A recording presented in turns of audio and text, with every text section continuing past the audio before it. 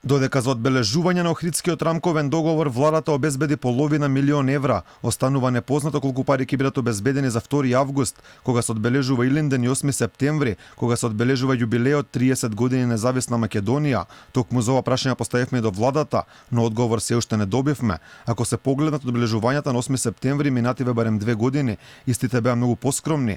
Лани може како оправдување да биде пандемијата, но какво оправдувањето за пред 2 години, кога наместо на препон плоштад како што било минатите години, прославата беше на многу помал простор пред школка во Скопскиот градски парк.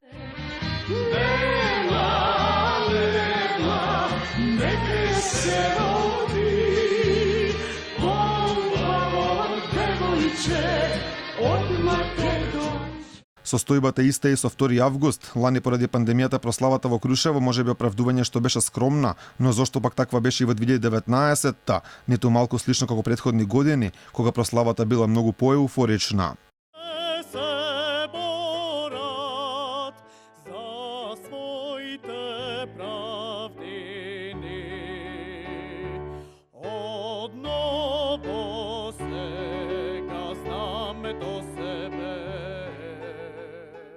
До сега она што е познато за денот на независноста е какво ќе биде логото за прославата на 8 септември, а истото предизвика бура реакции во јавноста, поради тоа што граѓаните кажаа дека било сгрешено македонското знаме.